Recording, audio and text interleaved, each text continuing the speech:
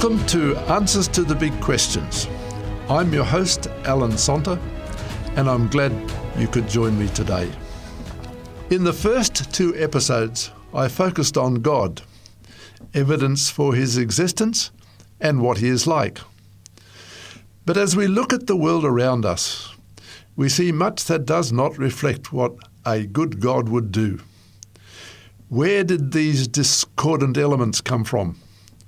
I believe they came from an enemy, often called Satan, who hates God and wants to destroy what God has made.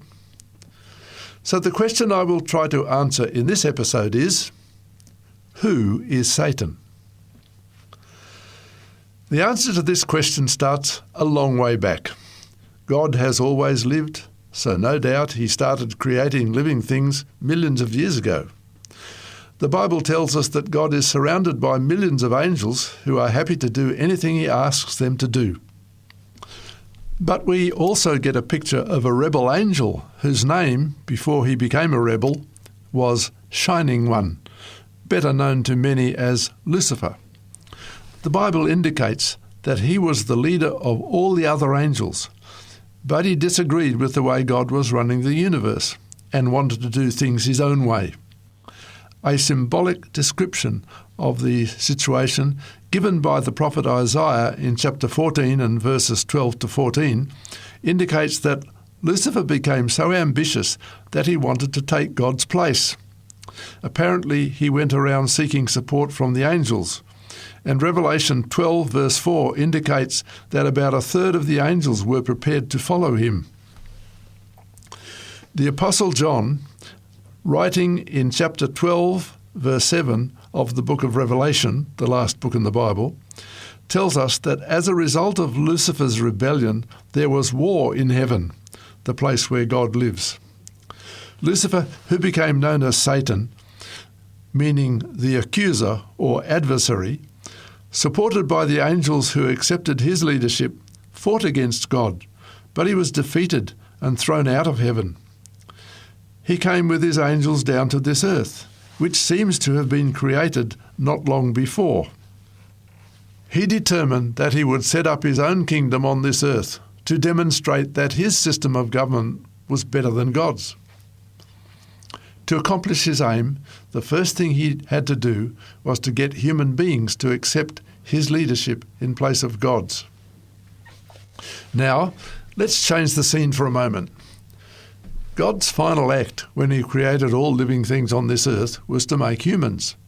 He created one man, Adam, and one woman, Eve, and he told them to populate the earth. He made a beautiful garden called Eden for them to live in and warned them about Satan, telling them not to eat the fruit of one particular tree in the garden. He said that if they ate that fruit, they would eventually die. He wanted Adam and Eve to trust him to know what was best for them, and the simple test of their trust would be their obedience to his command not to eat from that tree. Now we return to Satan and his activities again. Soon after creation, before any children were born to Adam and Eve, Satan came into the garden, and by lying to Eve about the fruit of that tree, called the tree of the knowledge of good and evil, he tricked her into eating the fruit. He told Eve that she would not die if she ate it, and she believed his lie and ate the fruit.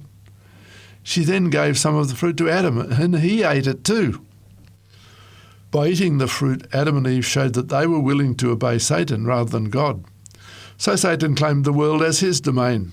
He said that humans had accepted him as their ruler, so he should be free to try out his form of government here. All the created beings in the universe were perplexed about whether Satan or God was right.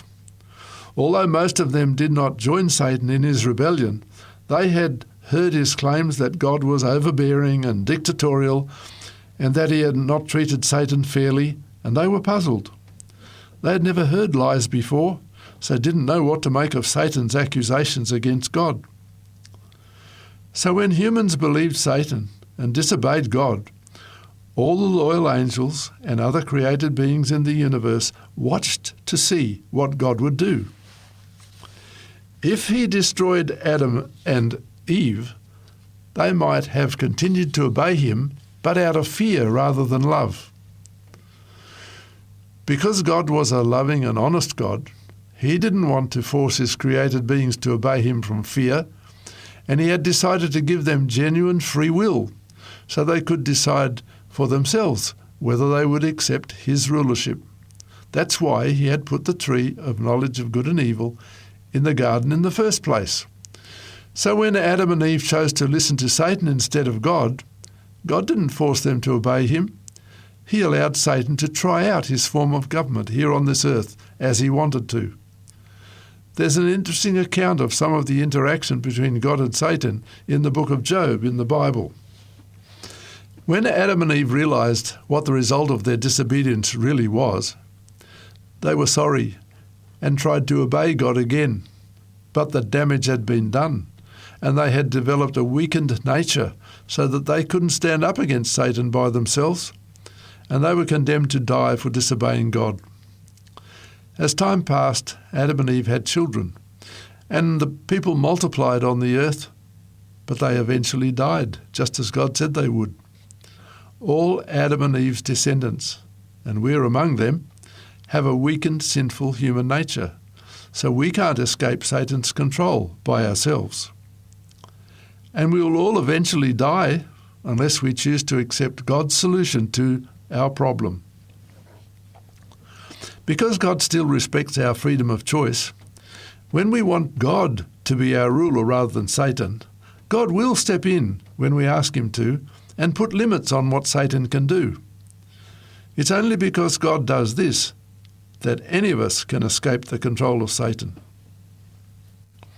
Way back, before the creation of the world, God and his Son, whose name was originally Michael, but who is better known to us now as Jesus Christ, had worked out a plan to deal with the rebellion, should it arise.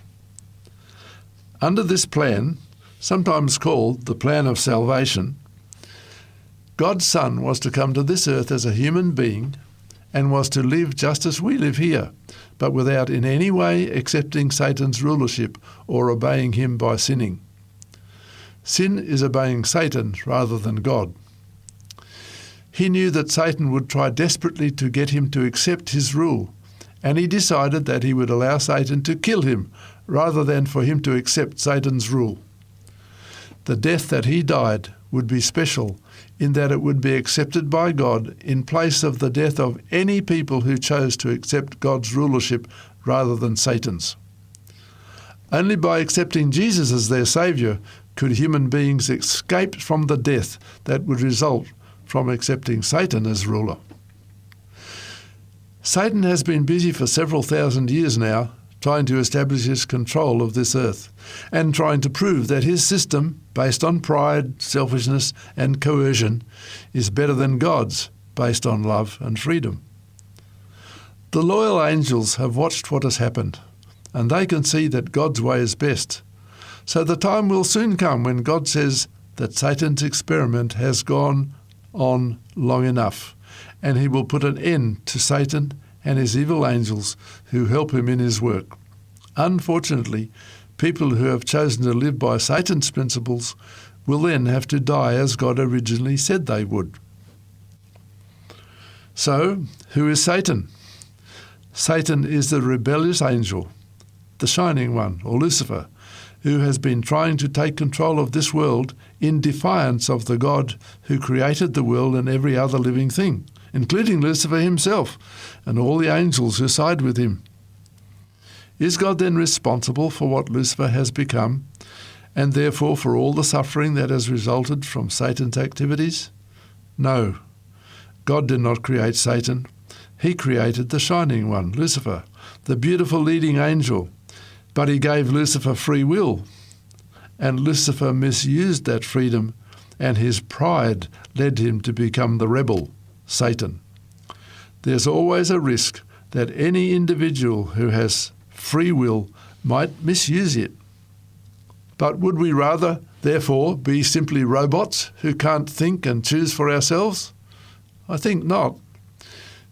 We should thank God for the freedom of choice he has given us, and thank Him too for the plan of salvation that makes possible a way of escape for us from the mess that Satan has got us into.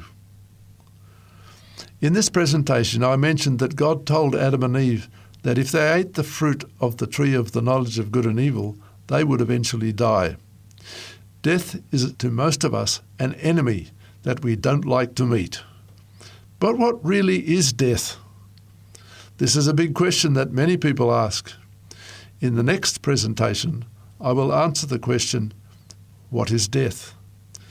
And you'll see that there are two kinds of death. This answer is one you really should not miss. You've been listening to Answers to the Big Questions.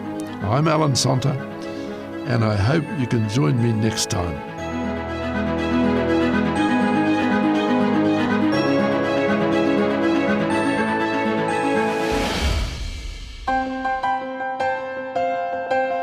If you have any questions or comments in relation to today's program, you can call 3ABN Australia Radio within Australia on 02 4973 3456 or from outside of Australia on country code 612 4973 3456. Our email address is radio@3abnaustralia.org.au. That is radio at the number 3 ABN Australia, all one word, .org.au. Our postal address is 3ABN Australia Inc., PO Box 752, Morisset, New South Wales 2264 Australia. Thank you for your prayers and financial support.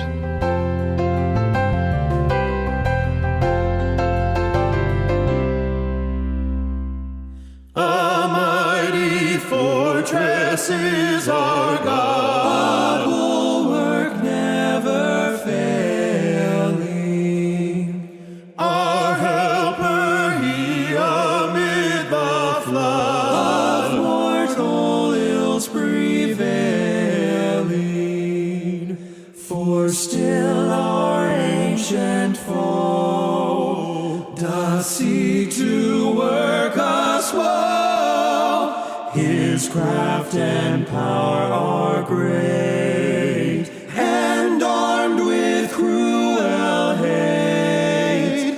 On earth is not his equal.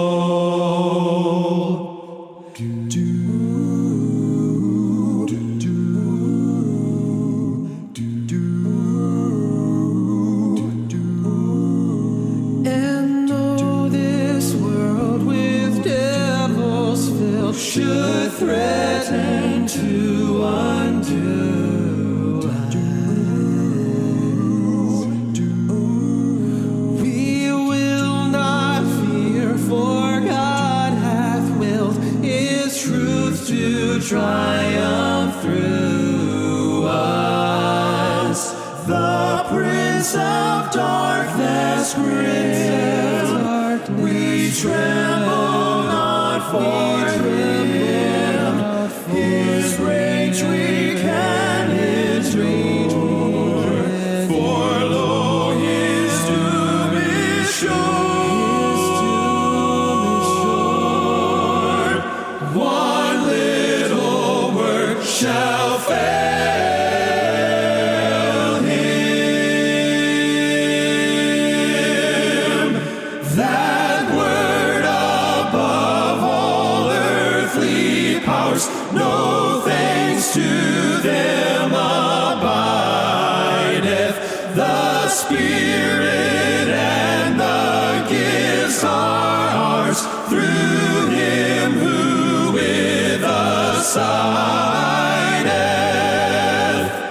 Let goods and kindred go, this mortal life also.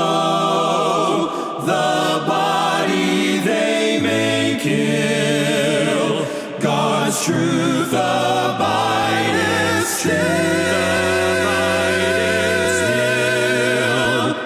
His kingdom is forever.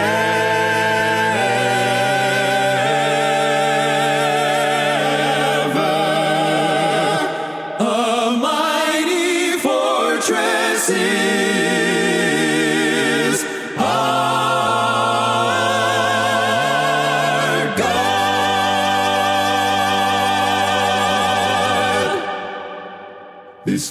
heaven's not my home, I'm just a passing through. My treasures are laid up somewhere beyond the blue. The angels beckon me from heaven's open door, and I can't feel at home in this world anymore. Oh Lord, you know I have no friend like you. If heaven's not my home, then Lord, what will I do? The angels beckon me from heaven's open door, and I can't feel at home in this world anymore.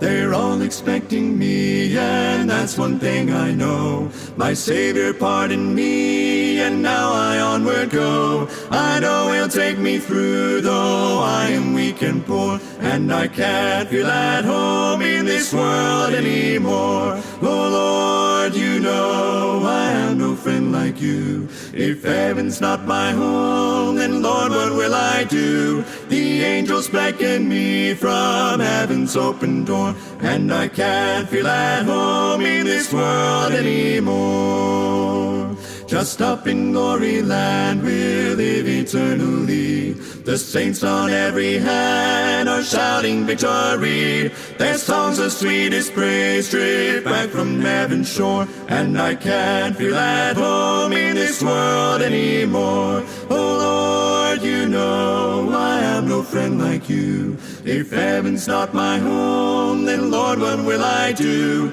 The angels beckon me from heaven's open door, and I can't feel at home in this world anymore.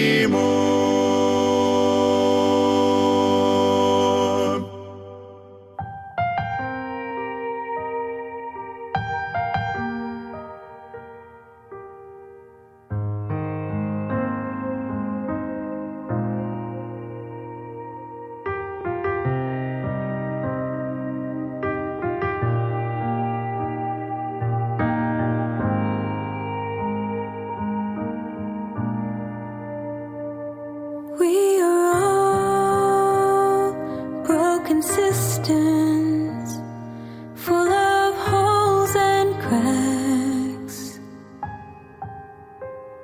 We try to fill the void inside, but nothing satisfies.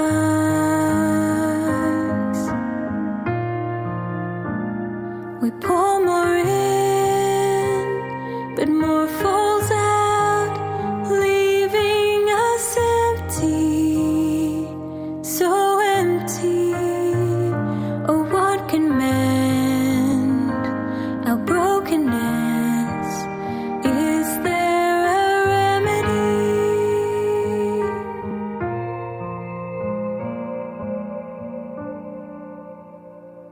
There is one who satisfies and fills our every need.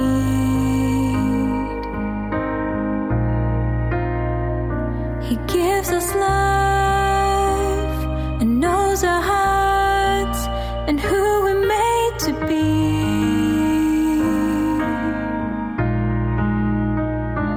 He is there in our despair.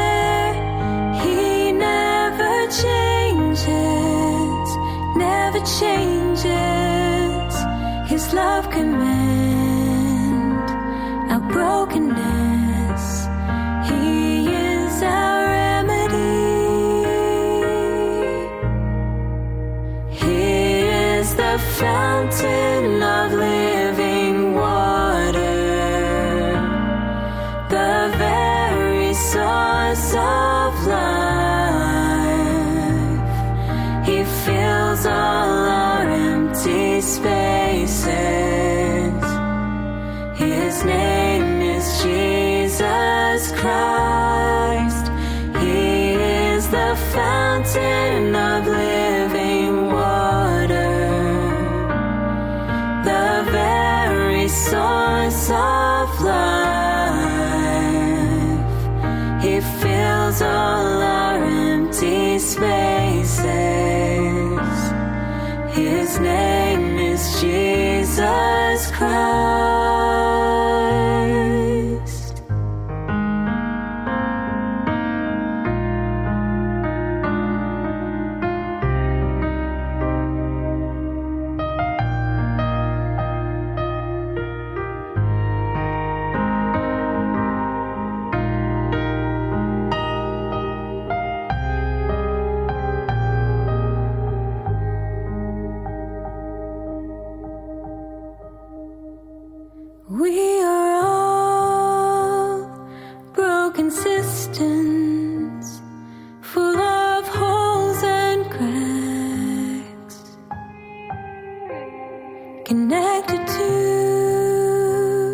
the source of life, forever satisfied,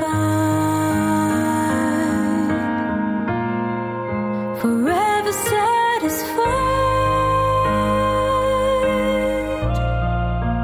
He is the fountain of living water, the very source of life. He fills all our empty spaces. His name is Jesus Christ. He is the fountain of living water, the very source of life. He fills all our empty spaces.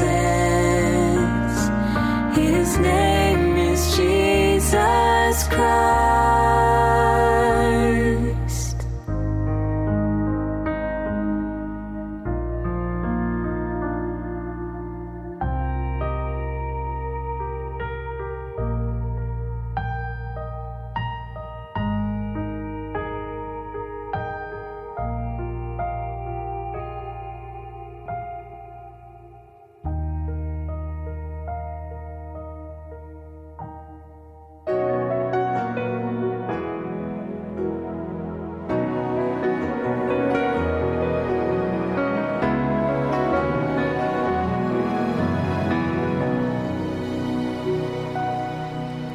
Through the eyes of an orphan, we see pain here on earth. All the hunger and starvation this world is going through. There are wars everywhere, people dying here and there. But there is hope, it's not the end. We're bound for glory. This is not our home. This is not where we belong.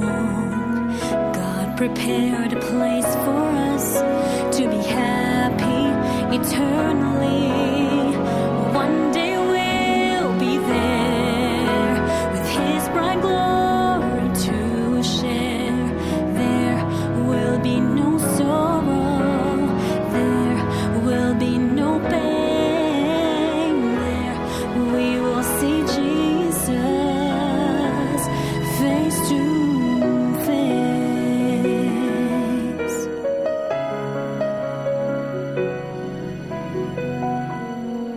At times the problems just get too much, and we feel like giving up when we've really fought the hardest, yet we fail in the end. Our friends have gone away. Everything seems just in vain, but there is hope. It's not the end. We're bound for glory. This is not our home. This is not where we belong. God prepared a place for us to be happy eternally. One day we'll be there with His bright glory to share. There will be no sorrow. There will be no pain. There we will see Jesus face to face. We all desire to live in a perfect world. It may not seem, but we're heading there.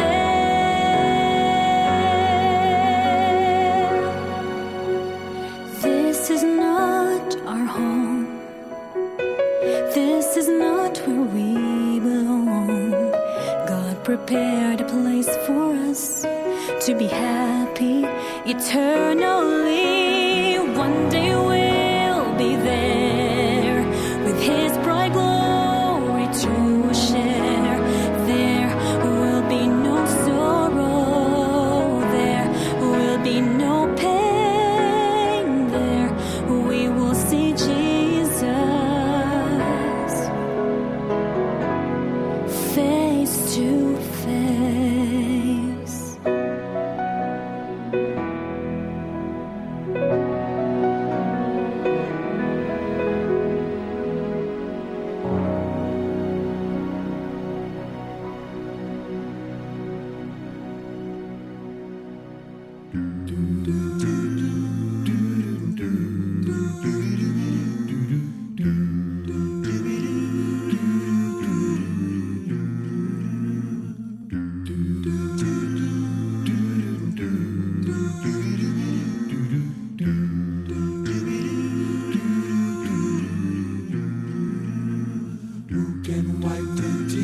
from your eyes, help you realize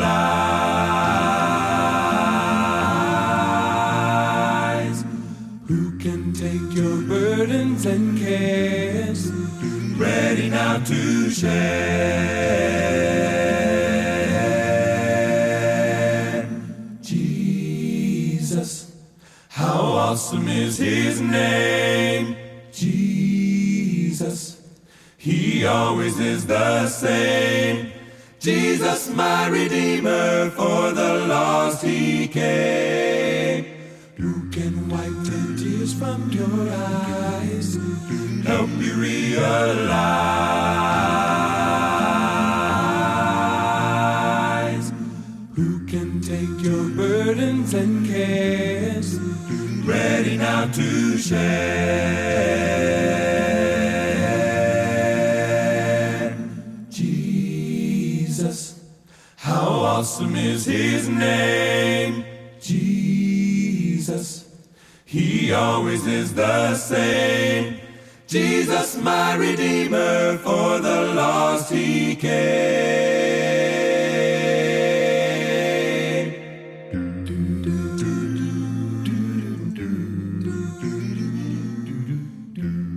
You've been listening to a production of 3ABN Australia Radio.